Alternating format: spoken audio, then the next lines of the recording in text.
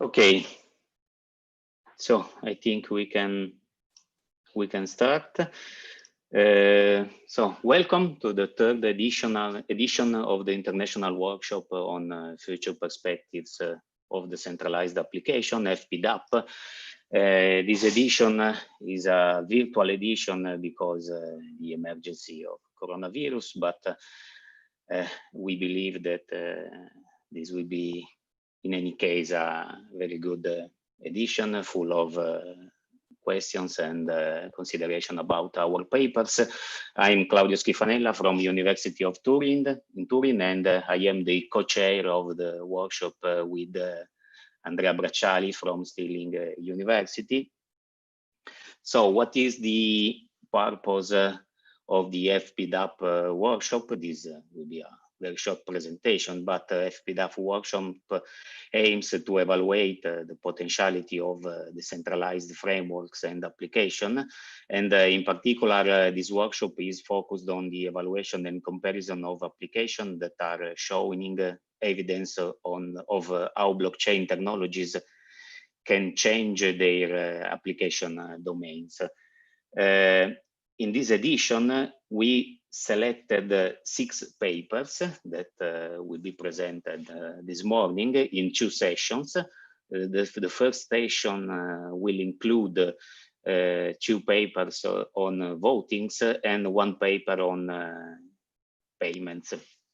While the second session will include a first paper that analyzes different use cases and raises observation and reflects about the use of blockchain in different scenarios. And after this, we will proceed on the analysis of blockchain-based financial services, and we will conclude with the presentation of an approach to anonymous peer reviews.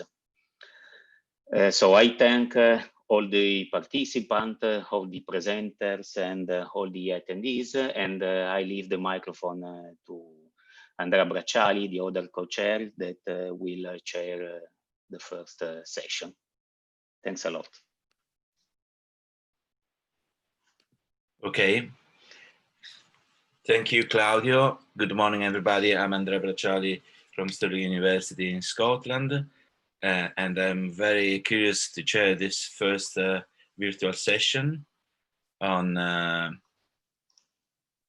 Zoom.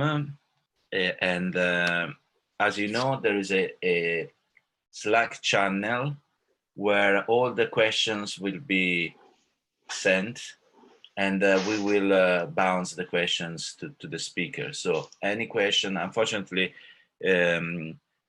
attendees cannot talk directly, but you have the Slack channel.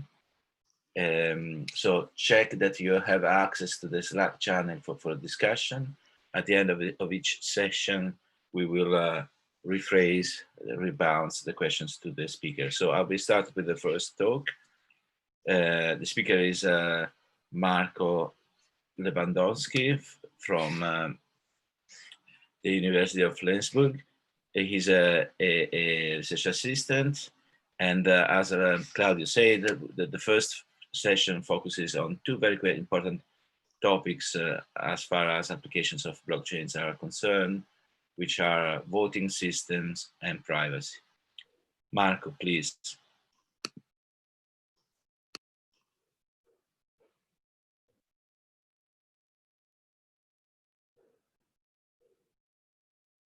Hello everyone, I would like to present our concept of a trustless, censorship-resilient and scalable voting platform in the permission-based blockchain model. This is myself, Marco Lewandowsky, and Sebastian Gajek from Flensburg University of Applied Sciences. This work was also partly supported by the Horizon 2020 project FinTech. So there's a question, why blockchain-based voting makes sense? Votings in general are an important aspect of nearly every person's life. They are confronted with votings in the small context, like, for example, when deciding what to eat or what film to watch, but also in grand scale context, for example, in elections. So in the classical paper-based voting, which are widely used, are often not suitable for this case because they are considered slow and need a lot of resources. There's a threat of miscounting or even threats of forgeries. But on the other side, governments and private organizations want to involve more people in the democratic decision making. Also, with the upcoming of DAOs, there's a need for fast and reliable voting platforms. When considering e-voting systems, they have a lot of favorable benefits for voters and organizers in comparison to classical paper-based votings. For example, they are more cost efficient, they provide more security and accuracy, and are better scalable. But they also have some downsides. For example, for voters, it's difficult to verify the correct operation of e-voting schemes because voters have less insight into those systems. So the voter has to put trust in the system and also put trust in the voting organizer to work correctly. This trust requirement is an issue which may be solvable by using the blockchain. The blockchain became popular in 2009 with the release of Bitcoin and the promise of a decentralized immutable ledger, which is resistant against forging and manipulation. Further, the open source approach and the absence of superior controlling entities strengthens the trustworthiness of the system. But today's blockchain are not only decentralized databases, instead they are highly flexible decentralized computing platforms, which offer a lot of beneficial properties. And all of those properties makes them a good foundation for voting systems. There are a few blockchain-based voting systems available. Some of them use the permissionless blockchain, which means a user can fully join or leave the system or contribute with their computing power. Others use permissioned blockchains, which means there's an entity that limits the access to the blockchain. Some solutions are suitable for both of them. For our system, we focus on these three properties. We have trustlessness, which means participants are not required to put their trust in the honest behavior of the voting organizers. We have censorship-resilience, which means that no minority of voting organizers is able to influence the outcome. And the system should be scalable, which means adjustable to even a huge number of voters. The way we achieve those properties is decentralization. So instead of a single organizer, which is solely responsible for the important phases of the voting, our eligibility check, ballot opening or tallying, for example, there's a consortium of organizers which has to work together in order to fulfill those tasks. So instead of the voter has to put their trust in a single organizer, the trust is shared between multiple organizers. To build such a decentralized system, we need a few building blocks, which are multi-authority attribute-based encryption, which is used mainly for ballot privacy. We have threshold blind signatures, which ensures the voter eligibility. And we have the blockchain as manipulation resistant and immutable storage. In our case, it's a permissioned blockchain. So I will briefly explain how or what these primitives are and how they are used within the system. So we have attribute-based encryption, which was introduced by Zahe and Waters as an application of functional encryption. The trick here is there exists a policy which is encoded into the ciphertext. On the other side, there are attribute vectors which are encoded into the decryption keys. And a decryption of the ciphertext is only possible if attributes matches the policy. So for our system, we choose the scheme of Michele and Joyce because it was the only scheme, only multi-authority scheme that provides a succinct level of security, and at the same time is also fast because the decryption speed doesn't scale with the number of authorities. Another favorable property is that it supports threshold policies. One have to note here that policy and attribute set are represented as vectors, and the decryption is possible if the dot product of x and y, here the policy vector and attribute vector, equals 0. So how to use this scheme in the context of voting? Suppose there are 3 authorities, which each of them calls the authority setup algorithm in order to obtain a pair of public and private key. While the public keys are published, for example, by storing them into the blockchain, the private keys are kept secret. So now the voter which has access to public keys is able to encrypt the message, for example the ballot, with the help of the public keys. Here X represents the policy, which could be a threshold policy, which means that in order to decrypt, not decryption keys of all authorities are necessary, instead only a threshold of them. So the ciphertext is also stored in the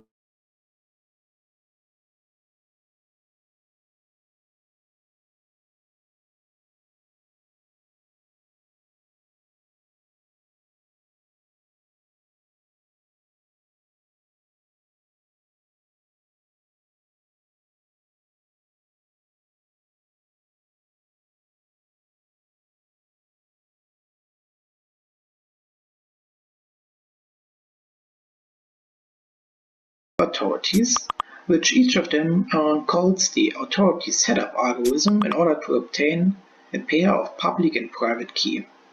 While the public keys are published, for example, by storing them into the blockchain, the private keys are kept secret.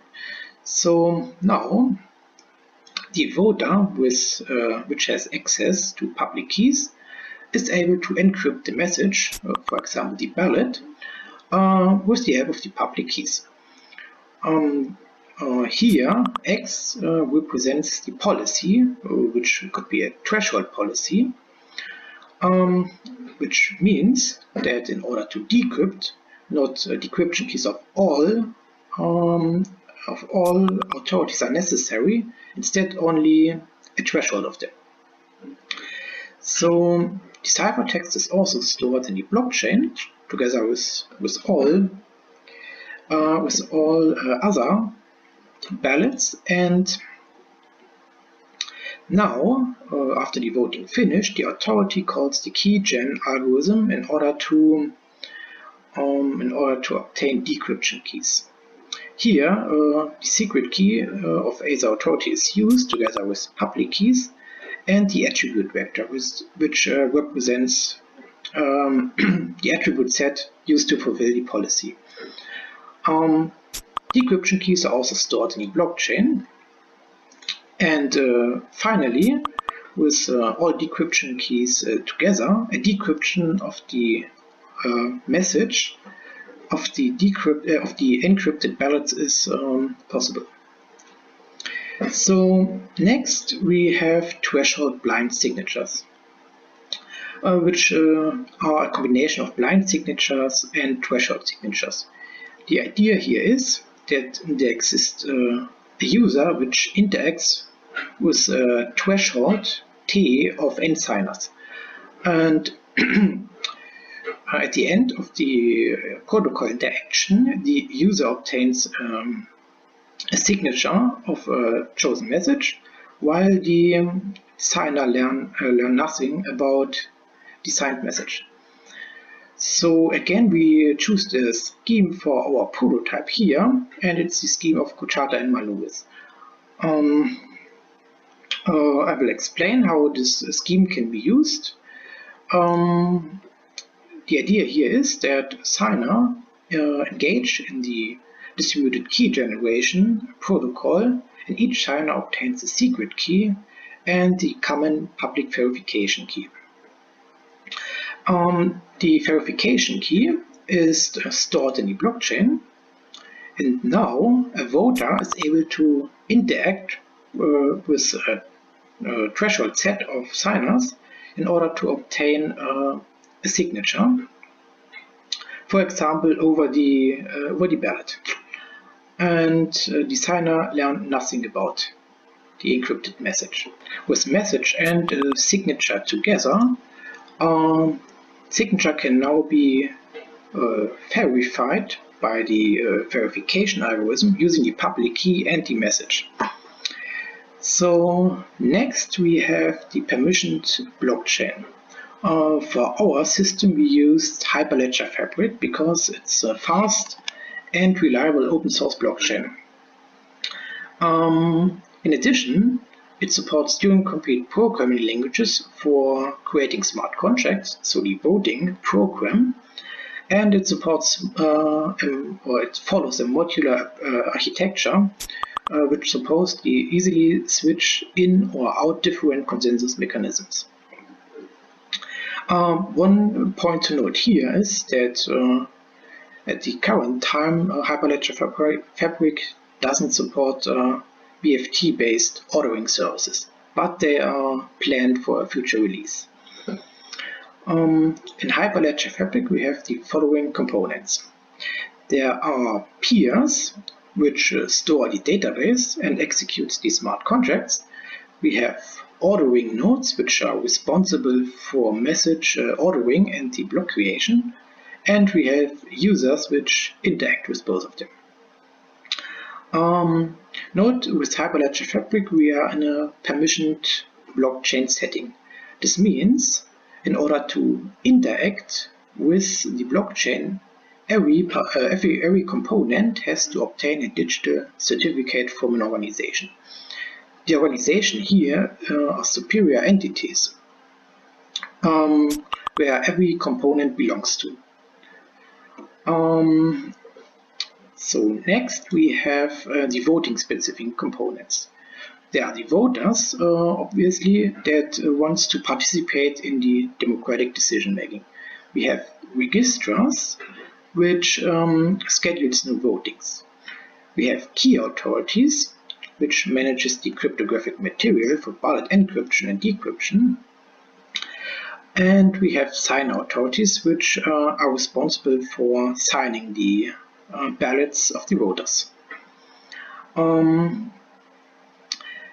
One point to note here is that, like already mentioned, we are in the permission settings, and every request sent to, for example, network peer in order to invoke chain code have to be signed.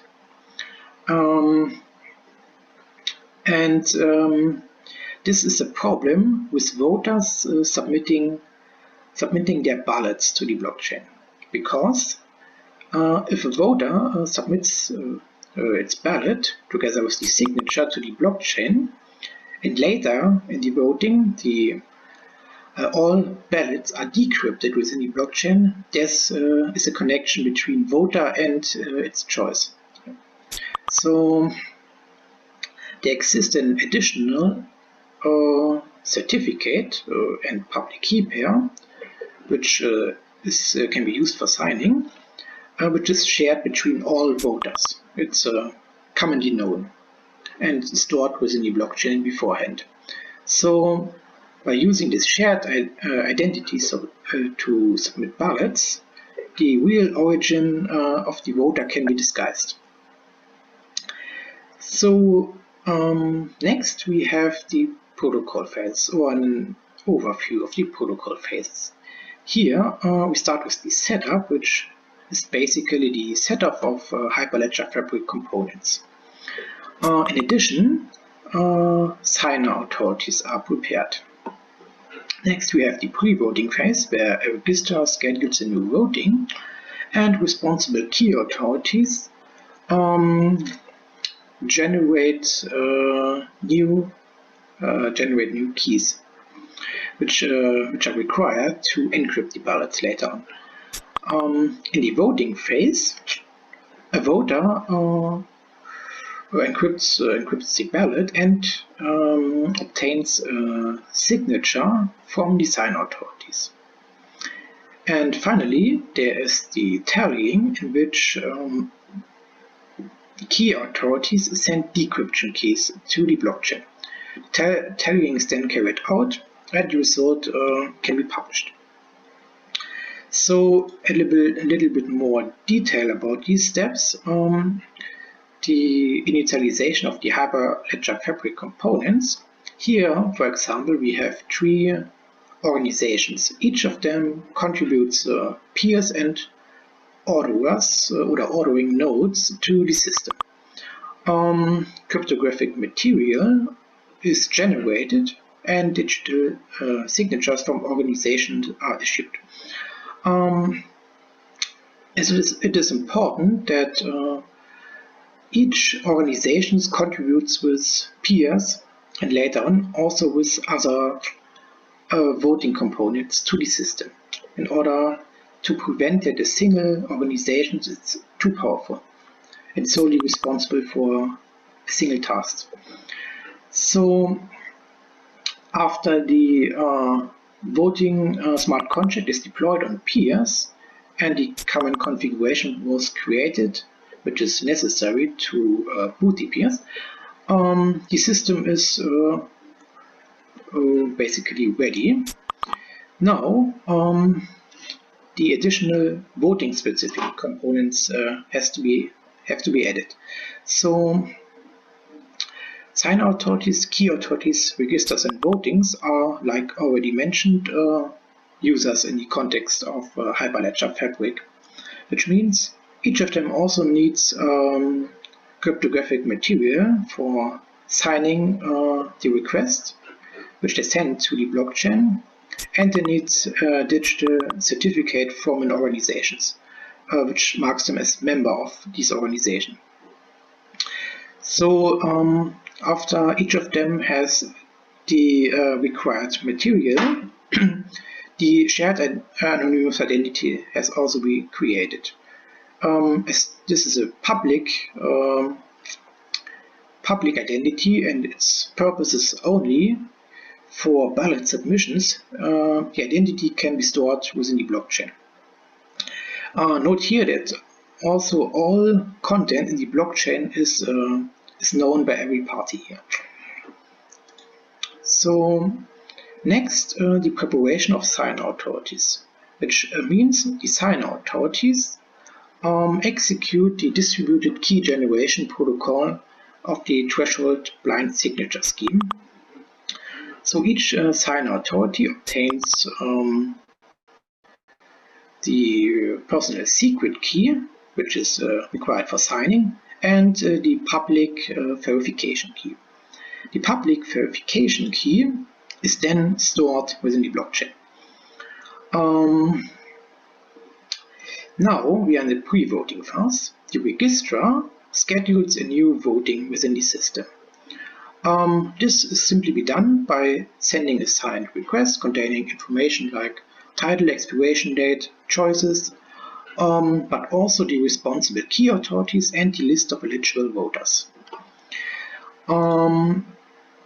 Next, for the new scheduled voting, key authorities have to authorize it, which means each key authority which is responsible generates a new key pair using the multi-authority functional encryption scheme. The public key is stored in the blockchain. The public key is required for ballot encryption. So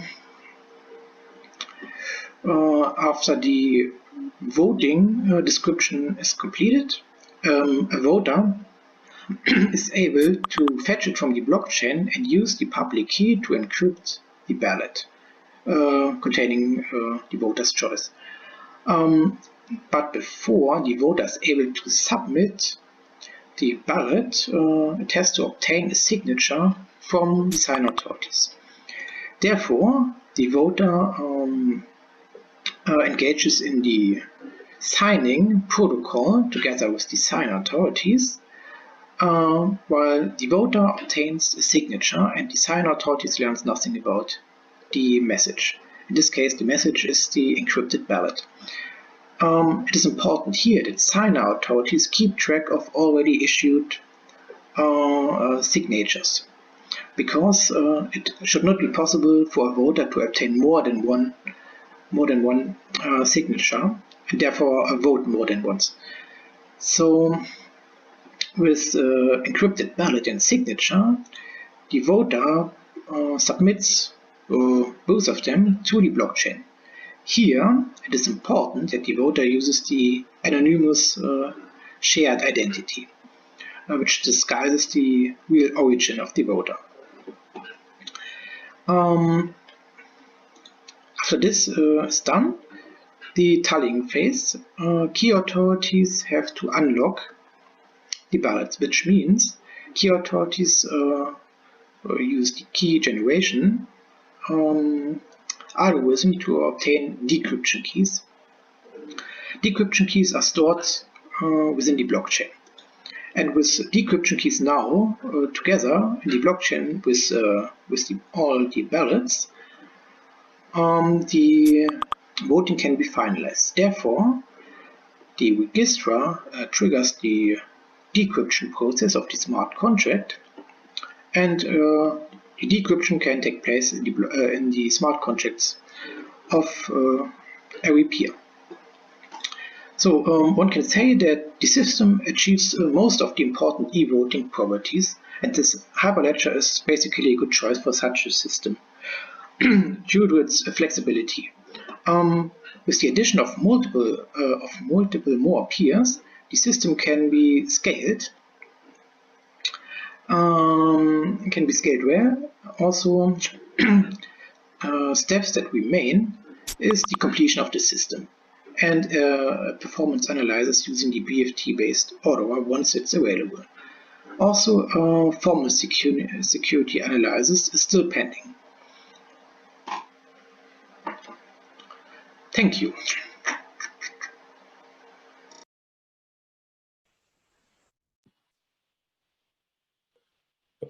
Okay. Thank you very much for the presentation. As you know, the presentation was recorded. So I have a couple of questions from Slack, and I also have a couple of questions myself. So one is a bit technical. I didn't grasp everything. What is the purpose for the voters to decide the threshold, please?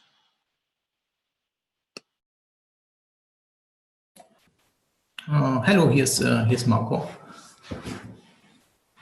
Well, the purpose for using the threshold blind signature is to ensure that once the encrypted ballots are stored in the blockchain, no one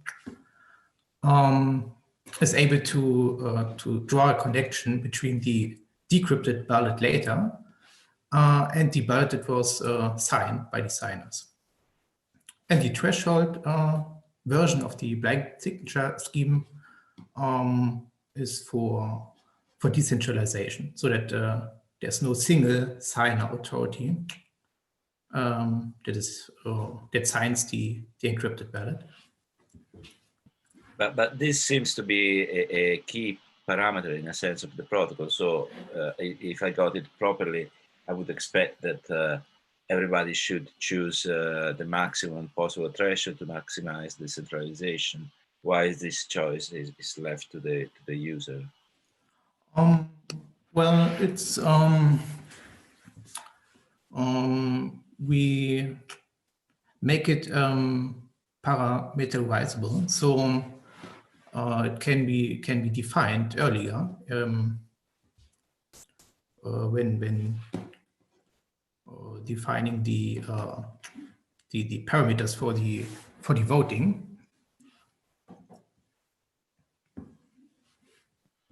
Okay, and from Slack there is a question whether you could provide a bit more information about the signature scheme that you have used to support blind threshold signature, or at least a reference to it.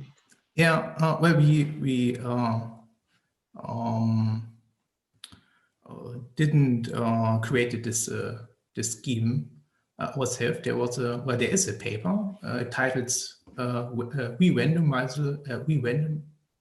randomizable threshold blind signature, and yeah, it's basically a combination of blind signatures and threshold signatures.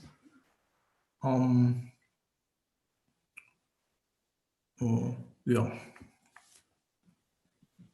Okay, and then there is a question about the use of hyperledge and the possibility of a kind of intersecting the vote before it is stored on the blockchain, for instance, by network analysis and the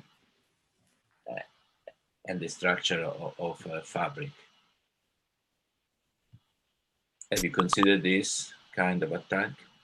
Not so far. Okay, so this is a possible suggestion for future work. Yeah.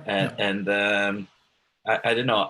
Overall, I would like to ask you whether you could summarize in just one sentence or a short comment the threshold, the trade-off between decentralization and centralization.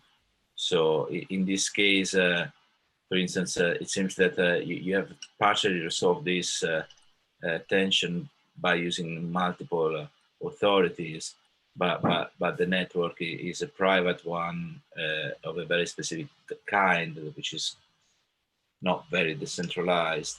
What is your opinion? So who, for instance, controls the authorities, how the voters can trust, for instance, that all the certificates are properly issued?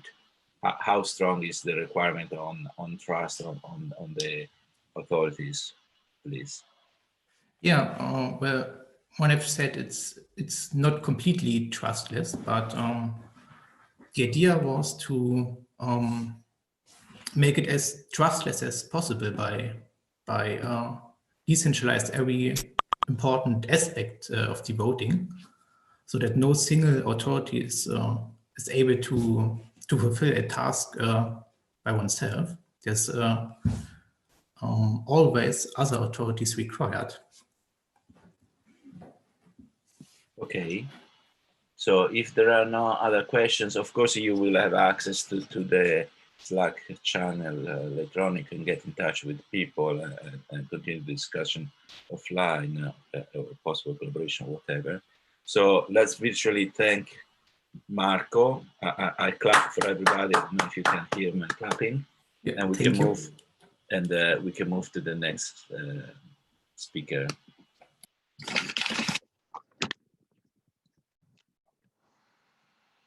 So the next, can we move to the next slide, please?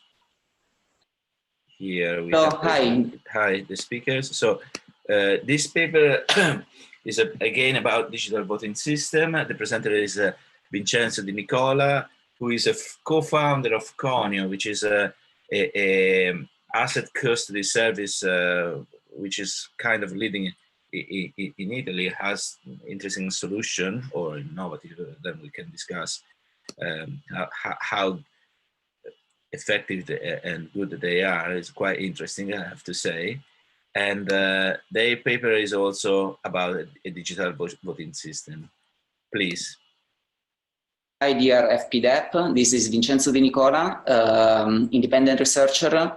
And today I'm going to present, along with Professor Roberto Tonelli of the University of Cagliari, a digital voting system for the 21st century. So this is a paper we wrote with Davide Casaleggio, Michele Marchesi, Sebastiano Missineo, and Roberto Tonelli.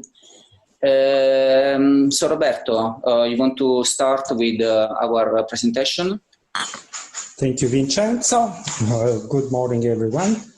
I'm going to talk about the first part of our work in collaboration with Vincenzo, who is going to take care of the second part. So I'm going to start having a look at the challenges and advantages of an electronic voting system, which we consider by definition remote electronic voting system. And such a system can help in lowering elections costs because you don't have to print paper to send anything physical abroad, can speed up voting operations and computational results because you don't need people to check for every will of every elector. And of course, also voting operations are recorded automatically by the electronic system. And it can also lower the probability of making mistakes. For example, if you imagine a web page when you can only select one among the many possibilities, you can just check a checkbox and you avoid to make mistakes that can happen in a paper ballot election. And it can also help to provide more time to individuals for voting, in the sense that if you are in a ballot into a place where you are physically there to vote, usually you take only a very few minutes or even less to vote. If not, you can appear as a suspicious person. On the contrary, voting from your house, for example, you can take as much as you want to vote. And finally, it can facilitate the act of voting. This is even more important in many critical situations, like, for example, for people with disabilities or for old people who cannot physically move from their own place. Of course, there are also drawbacks for electronic voting systems. One of the major ones is the managing of voters' identities, because if you go physically to a place, the people charged by the authorities can identify you in person, and you have just to show your documents. But in an electronic remote voting system, this may be challenging. And an electronic voting system can show difficulties in providing auditability of results to authorities and to voters. Namely, a voter may be not able to check if its own vote has been cast or not. And it's also hard to control and to avoid delegation of votes. For example, I can provide my credentials for my vote to another person who can vote in my place. And this also can present problems for threats or vote buying, because I can sell my vote easily and no one can check if I'm selling my vote voting from my house. Furthermore, usually in electronic voting nowadays, there are centralized solutions that can introduce controls on electors, because system administrators can have privileges unknown to their people and may be able to change the result or to examine what voters have voted for. And the system may be forgeable because it's controlled by a central authority, and the trust of voters is put in the system, namely in the authorities who control the voting system. And there's also a lack of transparency for all the operations performed in a centralized electronic voting system. Here comes to help the blockchain technology, which provides natively some properties which can help avoiding all drawbacks we have seen right now. The blockchain is, we are just going to talk very quickly about the blockchain technology. In any case, it's a chain of blocks where transactions are recorded, and all the blocks are cryptographically signed and linked to each other, in the sense that each block is linked to the hash of the previous block, so that if you want to change something like a transaction in a given block, you have to change all the blocks the present block is linked to. In this way, transactions are tamper-proof and blocks are unforgeable in the blockchain technology. This means also that records are transparent and auditable by anyone, because also the control is not centralized, but depending on the particular blockchain technology used, anyone can also participate in the technology and in keeping up to date the chain of blocks and the list of transactions. So in this way, the trust is not necessarily put in third parties managing the data, but is put directly into the technology, because it's the technology that manages data. Furthermore, identities are managed natively through blockchain addresses, so that a person or a participant can be easily identified by a blockchain address uniquely defined. And finally, another desirable property of blockchain is that cryptography is already included natively in the technology. So, presently, there are different projects who aim at using blockchain technology for voting systems. And this is because this technology natively provides many of the properties we just talked about that anyone would like to have in an electronic voting system. Furthermore, there may be also the advantage that the software may be open source, so that anyone can check how it works and if there are bugs or if the system is supposed to work properly. So the blockchain supports natively all the requirements a remote electronic voting system should hold, like immutability, equality. For example, any voter must be equal to any other one, and this is granted by the equality of addresses into the blockchain. Eligibility through the blockchain technology, all voters which are authorized to vote can easily be checked. Anonymity can be preserved, and so on. I'm not going to talk about all the properties, but all these properties which we have analyzed in our work are granted by the blockchain technology in general. So what we have done is, first of all, to propose a voting system using the blockchain technology, and we compared our proposal, and Vincenzo is going to talk about that, with other 6 blockchain voting systems which use the blockchain technology, which are currently used abroad. And in order to perform this comparison, we elaborate a framework in which we used a scale from 1 to 5 to evaluate all the compared system according to the property, the requirements I just talked about, using a scale from 1 to 5, so that 1 is the minimum vote, which means that, for example, the specific property analyzed is unsatisfied or poorly satisfied, up to 5 where the given property is completely satisfied by the system.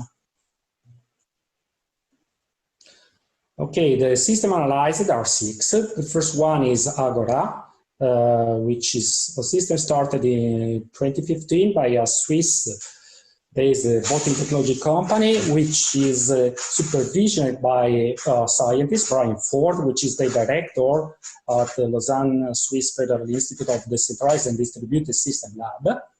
It is maintained by a cryptographer of the Lausanne Institute of Technology, and it runs on a custom blockchain which has 3 main components. So piloted a first test during 2018, during the presidential elections in Sierra Leone. Bogdoni is the second system analyzed. It is based on the systematic use of zero-knowledge proof, so it's cryptographically very robust, and is a general-purpose voting system. And the voting is handled using the Tendermint blockchain. The data integrity is provided using the Ethereum blockchain. The third system is BOATS, which is actually used in different counties and states in the United States. It is based on biometric identification of the voter by means of an app installed in a smartphone. The electronic voting process is registered on their blockchain, which is based on the Hyperledger blockchain framework.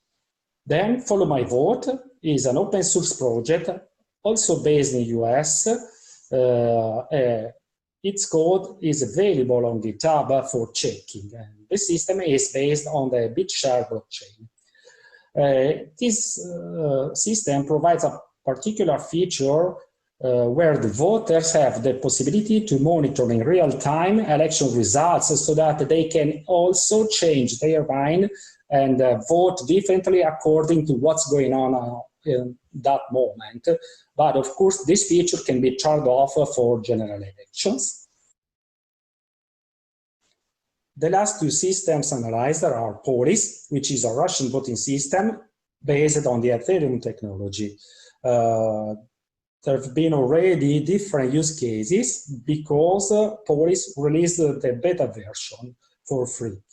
The system is patented and it's proprietary, and the voting is performed and recorded on an Ethereum blockchain with added nodes for managed by trusted representatives like public organization or government organizations.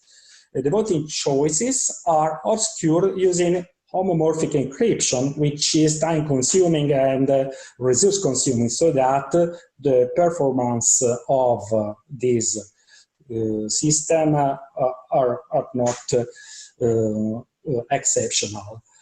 Finally, Colony, it's not really blockchain system for voting, but it's more a platform for community collaboration. And it's completely based on Ethereum, and is aimed at managing the pods of the decentralized community working on this blockchain.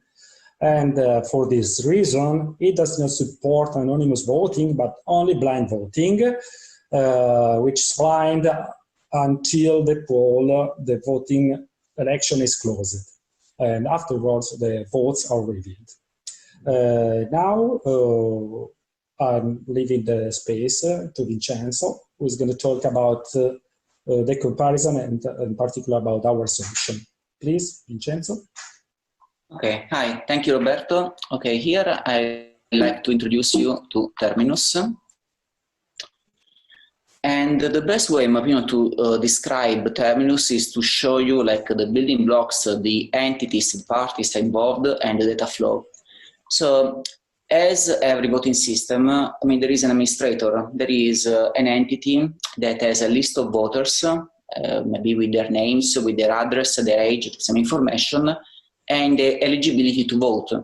So let's say the administrator has 1 million potential voters, and there is an election where only, just out of example, 1,000 voters are eligible to vote, maybe because it's the voting session for a small town. what happens? At the very beginning, the administrator checks which of these voters are eligible to vote. And each of these voters must have registered in advance and must have given the administrator their public key, their address.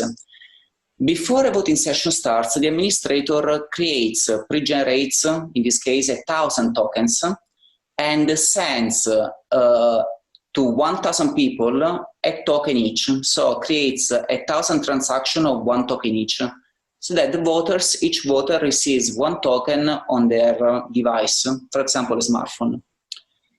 During the voting session, each voter may or may not decide to vote for 1 vote receiver. And during the voting session, the voter votes, or maybe not. And at the end of the voting session, the number of votes received by the vote receivers is going to be counted. And of course, the one that has received most votes wins. So this is like in a nutshell how a voting system works. So in this case, we have administrator, voters, and vote receivers. I'm going to show you how Terminus works in more in depth and how it provides more value than other systems. So Terminus was built with anonymity in mind, anonymity first. That, in our opinion, that's the most important part of the voting system. You don't want a voter later, now or later, you don't want anybody to know what a voter has voted for. And you don't want to show voting trends. You don't want to see who is winning during a voting session. And Terminus achieves this through some important technology properties that have been introduced by Monero, and they are very well known in the cryptography space. And let me show you some of them. So, for example, in Terminus, no external entity can add, remove, modify votes. And of course, this is a property that is native to blockchain technologies. Now, importantly, also an important feature of Terminus is that no one must know what a voter has voted for. And how can you achieve this? Well, we can achieve it with ring signatures. Ring signatures is a digital scheme that's very famous in Monero that is able to bind together multiple signers and prevent an external observer to know who the real signer is. And in this, talking less about technology, more about use case, this allows a user, a voter, to hide his identity so that nobody can know that Vincenzo, for example, has voted for John Smith. So this is very important. The second key feature of Terminus that's very important, it's been taken from Monero, is the fact that we don't want to see the trends of vote over time. So for example, if we use a transparent blockchain like Bitcoin or Ethereum, you will know that a certain address is receiving a number of votes. And it's very transparent, it's great from a number of point of views, but of course it's terrible in a voting application. This can be solved through stealth address of vote receivers, so that a vote, again, stealth address is something, is a concept introduced in Monero, can be also applicable very, very nicely here, so that everybody who looks at the blockchain will only see one address receiving one vote, and that's it. That person, that observer is not going to be able to tie that address to a vote receiver. So the voting trends are going to be hidden. And of course, here we're also introducing the concept of custodians, because again, you might say that the vote receiver in him or herself is going to know how many votes he or she is receiving. This can be easily solved through introducing another entity, the custodians, who hold the private keys of the vote receivers. Also, of course, like I said, blockchain tokens are generated before a voting session, and we know how many of those tokens have been created. The administrator is going to send one token each to each voter. And another important property of Monero is this, that it's anonymous, but it's also optionally auditable, in the sense that if the voters provide the administrator with their private view key, and this private view key is shared across the board, everybody, not just like external entities, but everybody can see that voters have received one and only one ballot, one and only one right to vote. This is done through private view keys. It's a wonderful concept that we also have taken from Monero. Of course, I mean, the vote count is also native to blockchain technologies, and the token fungibility is also very important here because each vote must be equal to each other. Roberto before mentioned briefly the key properties of a voting system. Here we have immutability, we have egality, we have eligibility, we have anonymity, is very important. Again, we have also blindness because voting trends are hidden. No forgery, ballots cannot be forged, and if something suspicious happens, this can be seen by everybody. Auditability is actually also an important key functionality because usually you rely on a voting system on external auditors to audit the system. While here, you could do that, or even everybody, any voter can audit the system. Anybody, any voter can check that each voter has received one and only one ballot, and any voter can check how many voters the vote receivers has received. Cost is also relatively low here in this system, and is also predictable. So something that we mentioned also in the paper, the Terminus is a permissioned blockchain. It's not permissionless. The problem permissioned blockchains is very known, but permissionless blockchain have another problem, that the costs associated with transaction are unpredictable, and you don't know even when the transaction is going to be validated. So that's why we opted for a permissioned blockchain with caveat that are explained in the paper. Finally, openness. We believe that a voting system must be open source and verifiable end-to-end. Other solutions, they don't have this requirement, and we believe it's actually a very terrible weakness. While Terminus is open source and any voter can see it. We ran a demo of this voting system last year at Associazione, which is an association here in Italy that runs a major political party, Movimento 5 Stelle. We demoed it with 65 people. At the end of the voting session, we counted number of votes, and we saw that 53 people voted, and they voted for what they wanted to eat later for lunch, and pizza margherita won. So the good thing about this system is that we cannot tie the identity of the voter to their vote, and we only know that 14 of these people have not voted. So it's wonderful.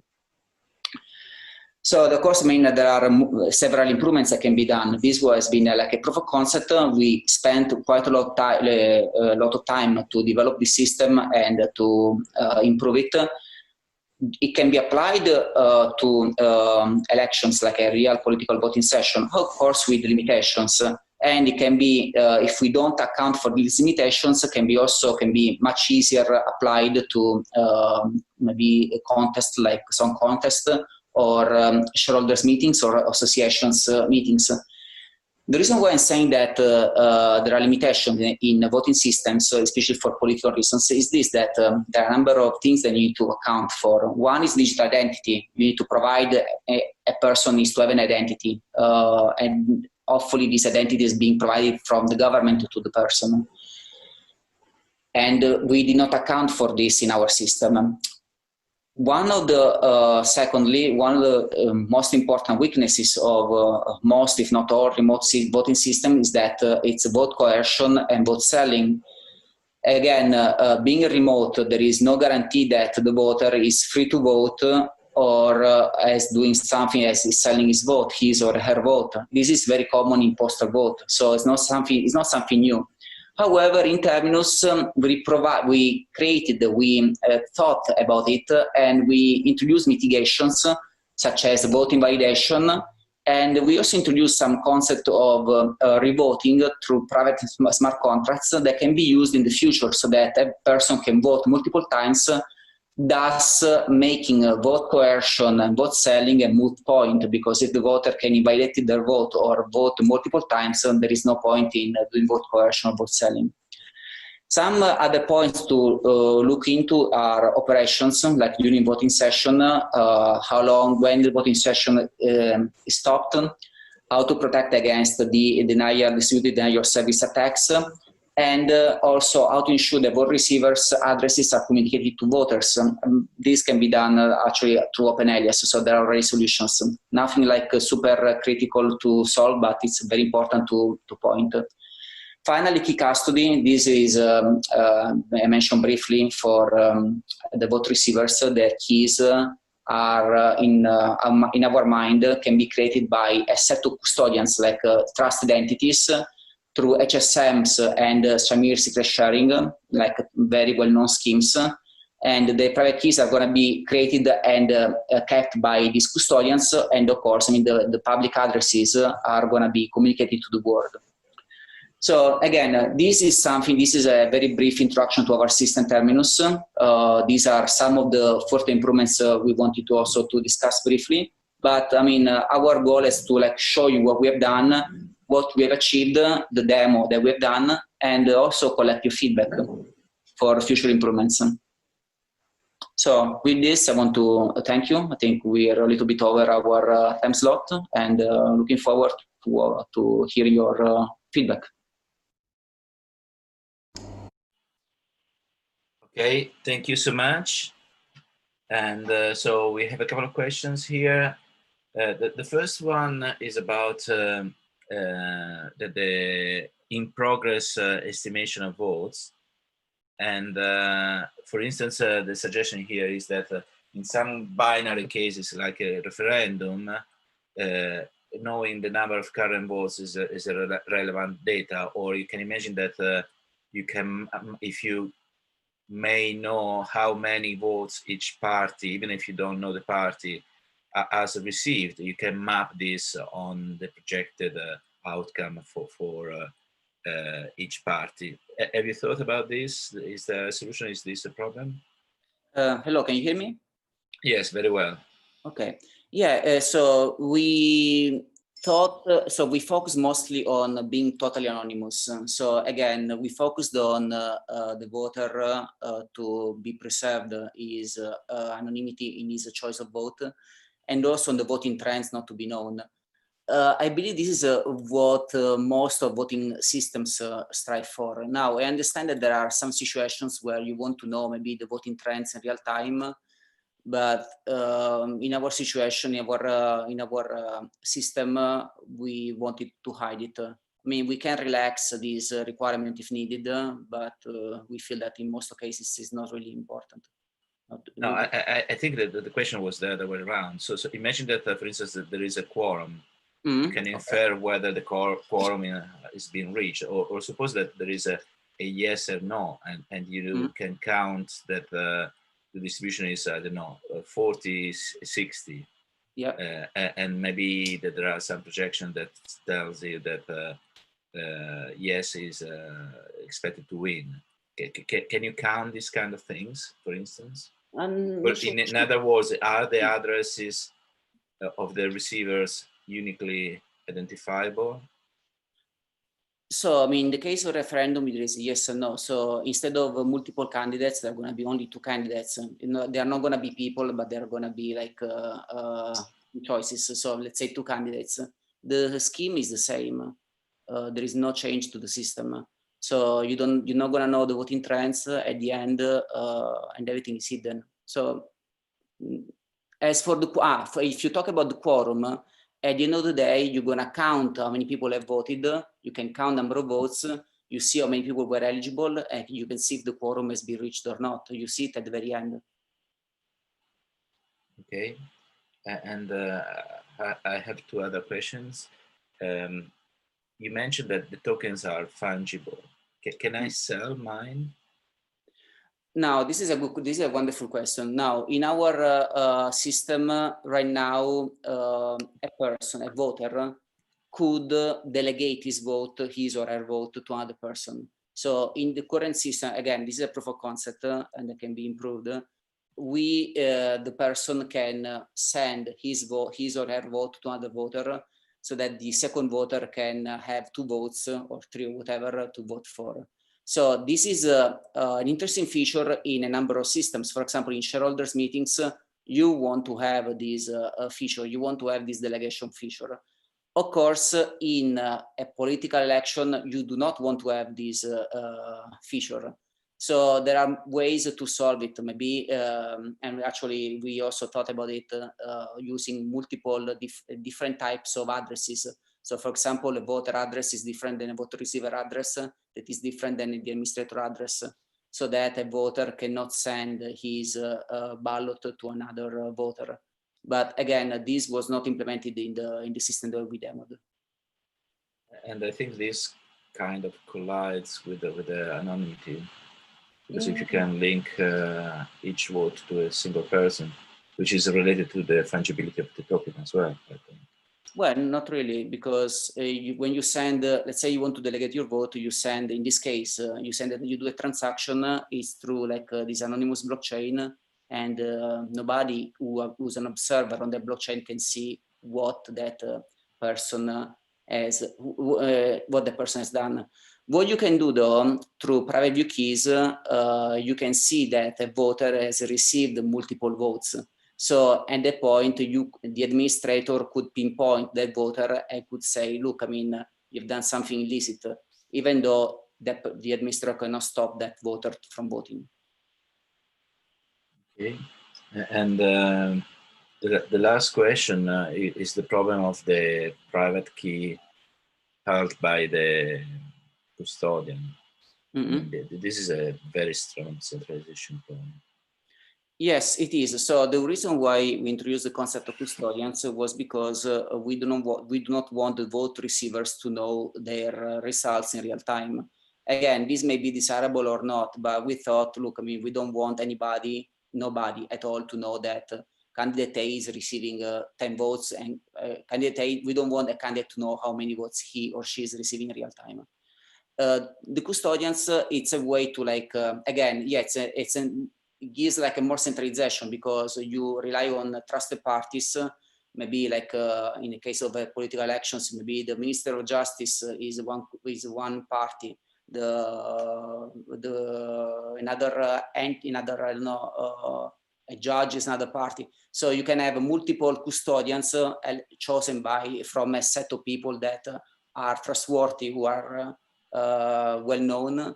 But again, yes, you're right. It introduces a central point of, it's a little bit of a centralization, but this is only for producing, creating the private keys of the vote receivers, and eventually to revealing them at the end of the election. So they don't do anything other than creating private keys. So yes, in theory, they could see if they combine together their shares during the voting session, they could know the voting trends in real time.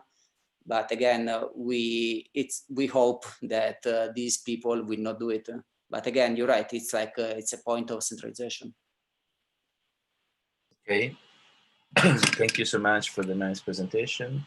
Thank you. If there are no other questions on Slack, okay, I'll clap for everybody. Thank you. So we move now to the last session, talk of this session. Fadi Barbara from the University of Torino. He is a PhD student, as interested in privacy solutions based on blockchain and on crypto asset exchanges. So the title is Pay to Transport. Please. Good morning. I'm here to present Pay to Transport, a protocol designed by me, Fadi, and by my supervisor, Claudio.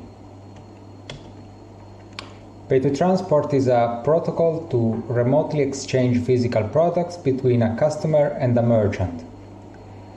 It's a protocol which aims to solve a basic but very common scenario where a customer buys an item from a merchant remotely, and then he wants a transporter to bring it close to him. We obviously have already a solution for this problem, so why create another one? Well, today's e-commerce has some problem. For example, the merchant needs all the customer's data in order to process a payment. For example, a merchant needs the identity, the payment options, and the physical address of the customer. Then the merchant will share at least the physical address of the customer in order for the transporter to deliver the item. Finally, for each payment there is a receipt. A receipt links a customer to a merchant and the transporter. The consequence is that there is no privacy.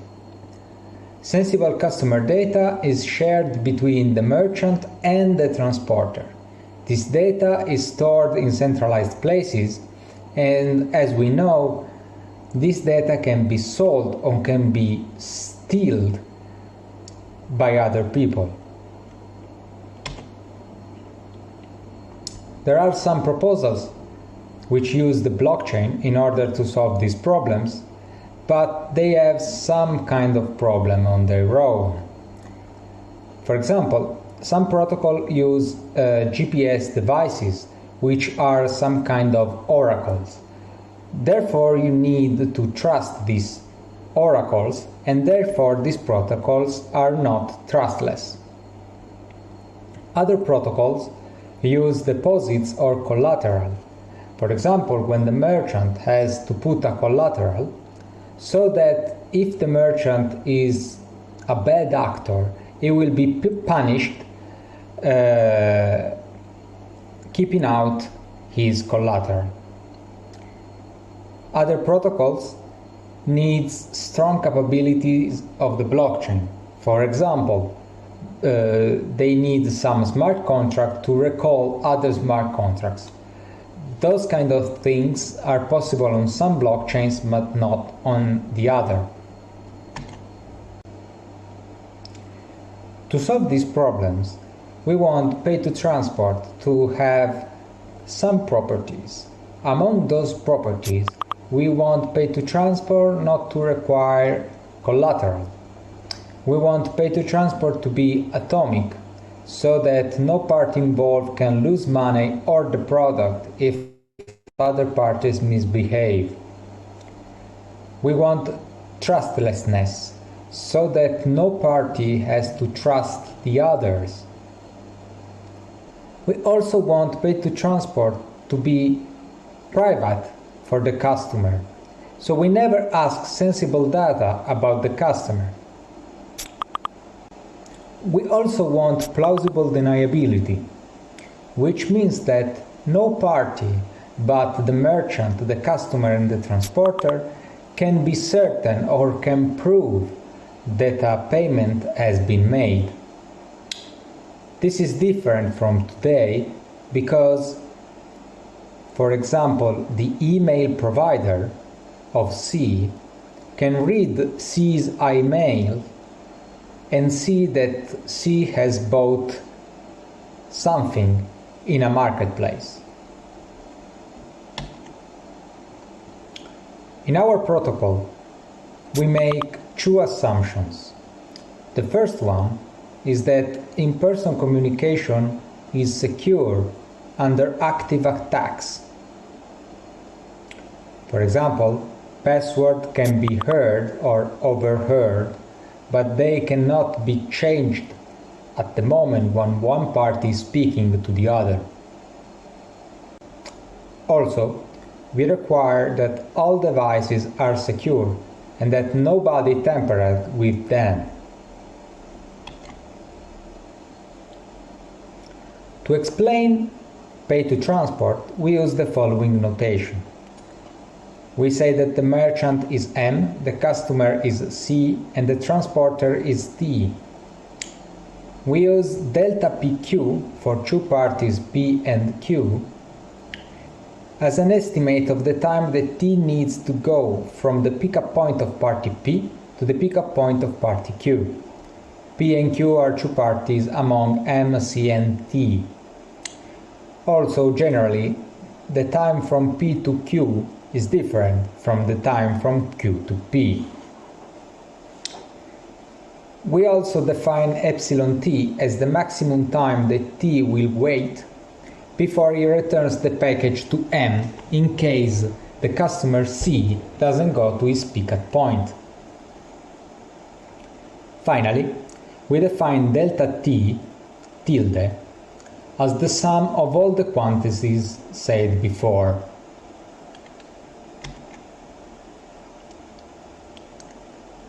We define also two constructions to understand the protocol: derived blockchain addresses and conditional transactions. Any secret key on elliptic curve cryptography is just a number in the group ZP. Also, the public key is just a point in the elliptic curve. Therefore, given a label X, which will be our order, and a numerical representation of its hash, we can derive a secret key and call it SKX, and derive a public key from that derived secret key.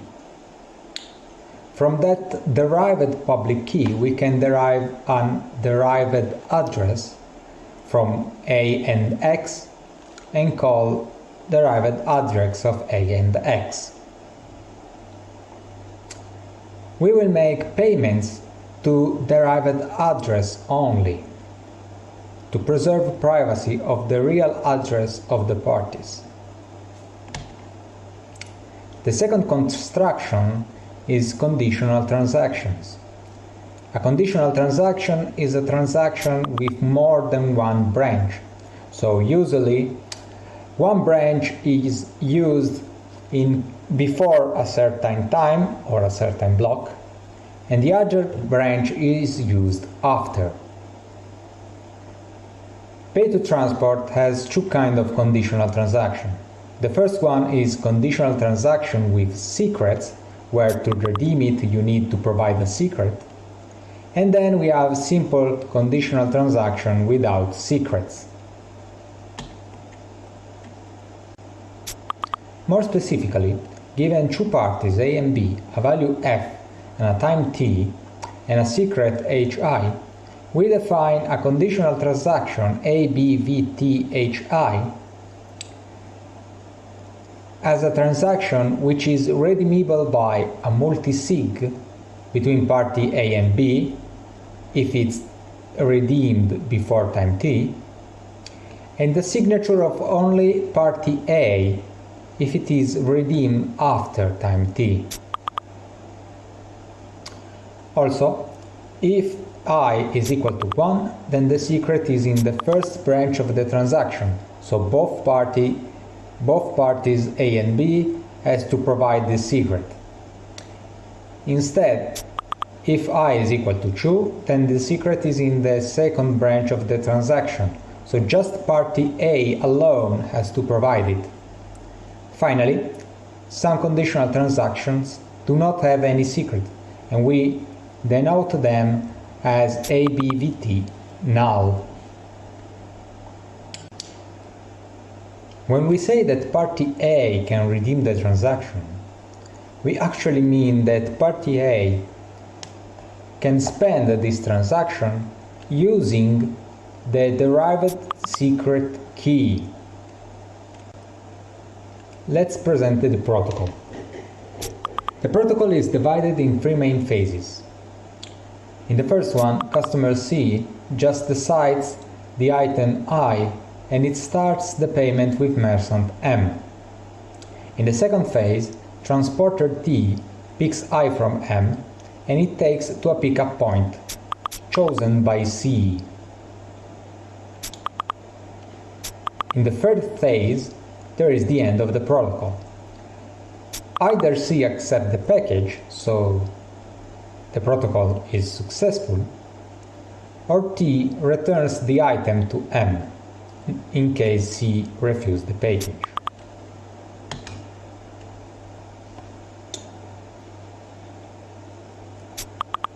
We explain the protocol in more detail.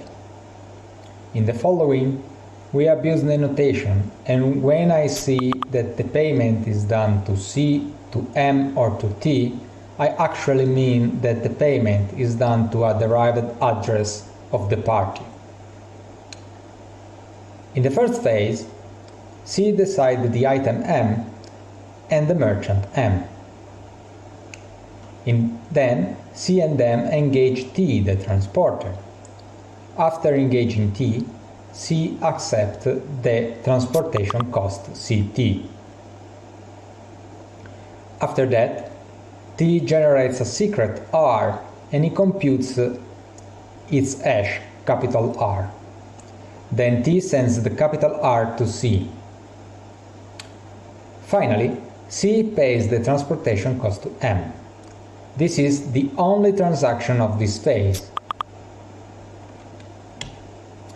The second phase involves conditional transactions.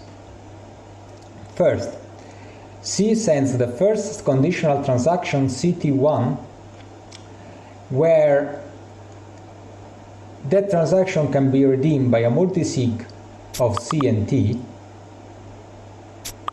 before time T1 plus delta tilde, and it has the secret R in the first branch of the transaction.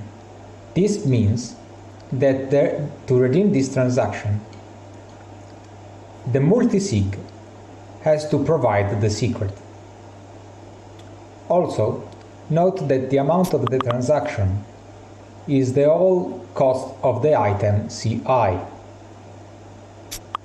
After doing that, T has proof by seeing the blockchain that C has committed to pay T, even if T cannot redeem this money yet. So T does a second conditional transaction. In the second conditional transaction, T just proves M that he has somehow freezed some money. So this transaction is redeemable by T and M together before time T1 plus delta Tm. So the time that T needs to go to M. There is no secret in this conditional transaction.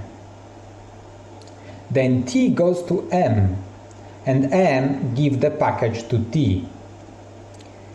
At the same time, T and M are together, so they redeem transaction C2, and they write transaction CT3, conditional transaction 3,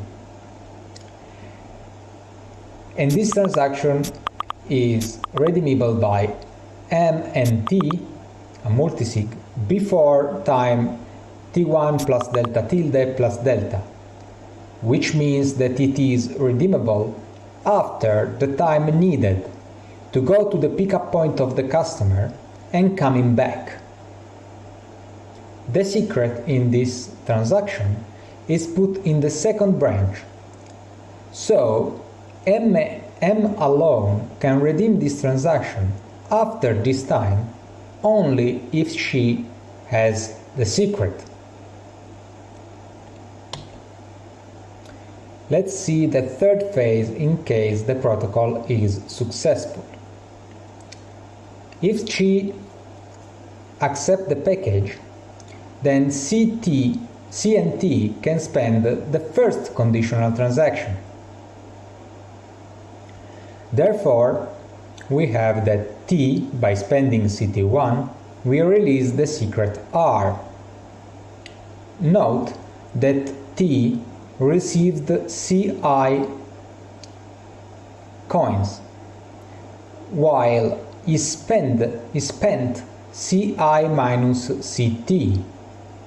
So by doing the summation of these two quantities, we have that T has CT coin more than before, which were the transportation costs. After T releases R, M spends the conditional transaction free, providing the secret R, which were in the second branch of the transaction. On the other hand, if C refuses the package, then T will have to bring the package back to M. Obviously, he has to do that before this time, so that both T and M can send money from CT3 to T's address. Note that in this case there is no secret needed, because the secret was in the second branch of this transaction. Also, note that in this unsuccessful case, T will not use any money, but he will have no coins more. So, in conclusion, we proposed a protocol to exchange goods remotely. We have worked mainly to ensure the privacy and pseudonymity of the client. These choices come at a cost. For example, C will spend the transportation cost even if he refuses the package I. This is actually needed to prevent C to spam the merchant M with a lot of requests with no intention to pay for them. We want to make spam costly. Also, T has to have money set aside for this kind of exchange. In fact, T has to provide the money before he has the money from C. Finally, M has a delayed payment because the merchant needs to wait for an amount of time before he can release the payment. On the other hand, we have some qualities in this protocol. The first one is atomicity. In fact, nobody can remain with both the money and the package. There is no way given the protocol. Also, C is both private and pseudo-anonymous. In fact, C will always use new addresses for new requests, so neither the merchant nor the transporter can know in advance who C is. The protocol is also trustless. In fact, no party has to trust any other party, because thanks to conditional transaction, if some party misbehaves, all parties can redeem their money. Thanks to derived addresses, all parties have plausible deniability. In fact, nobody on the blockchain will see the actual addresses and the actual transactions. Finally, we didn't use any smart contract to do this protocol. In fact, this protocol can be used on the Bitcoin blockchain and on the other more complex blockchains such as Ethereum or Tezos. Thank you for your attention.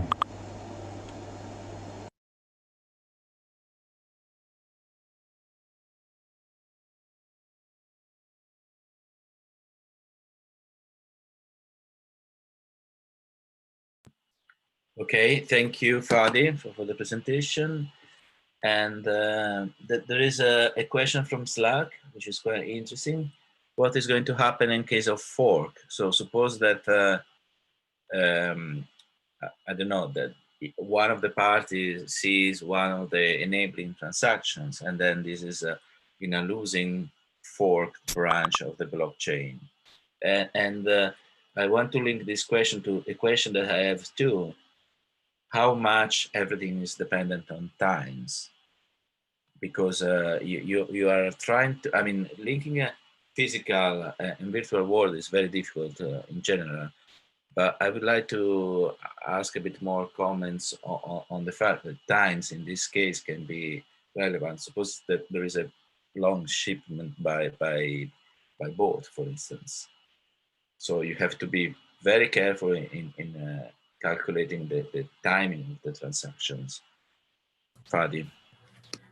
Hi, can you hear me? Yes, very well. Okay. Well, thank you for your questions. About the fork, well, it depends when the fork happens, in my opinion, in the sense that if we have a fork and let's say I'm the customer and then I do my payment and a fork happens, then if you are the merchant, you can choose either to wait for the customer to redo his payment, or if you are just assuming that the customer is a bad actor and somehow can change can somehow influence the creation of block of the blockchains, well, you can just avoid sending the package at all. But again, it depends on when the fork happens, in my opinion. So maybe a further work about, we can do a further work about it and take into account forks. So thank you. And about times, well, I think that it also depends on, well, I think that you can somehow think about times in terms of blocks. So if you have a very long time shipment, maybe done with a boat, I think that you can use just a number of blocks, a very big number of blocks, either for the transportation itself and the weight of the transporter at the pickup point of sea. But I don't know, and I don't think that there will be many problem in this sense, but maybe I didn't understand the question. Well, imagine that there is a delay that invalidates the one of the two branches, for instance. Oh, okay. Well, in this case, I think that you just consider the party as faulty. Let's say you are the customer and you thought that your package arrives in, let's say, 1 week, and then you go to your pickup point and you don't see the package. Well, in this case, you just assume that the transporter or the merchant were faulty, and you just go back home and you wait for your conditional transaction to expire, and then you can have your money back. Okay, and last question, very briefly, because we are slightly over time. Atomicity with physical and virtual actions is an interesting concept. Suppose that the item is delivered, but the customer doesn't pay, or the customer has paid and the transporter refuses to deliver the item. I understand that this is something you have the same kind of problem in the physical world, but have you had any opportunity to think about this kind of borderline cases? Well, yeah. In the case that I am assuming that the transporter brought the package to C's pickup point, and C has the package, but he doesn't want to pay T. Well, Yeah, we have an assumption about it, and we assume that all in-person communications, like payments, in-person payments, will always be secure. So we do not account for the case where maybe C is a very bad actor and a criminal, and well, it just steal. Maybe we will steal the package from T. Yeah, those kind of questions are outside our protocol for now. So yeah, there is this problem, but for now we just didn't account for that. Okay, so it seems to be that there are no other questions. As Claudia will remind later on, everything will be put on our web page, slides and links. So everyone interested will have the opportunity to contact directly or revise what has been said. So I thank Fad again, and I close this session. So now you have the coffee break. If you can prepare your own coffee, and we will meet here in about 20 minutes. A bit of a pause for getting some fresh air. Thank you, everybody, so far, and looking forward to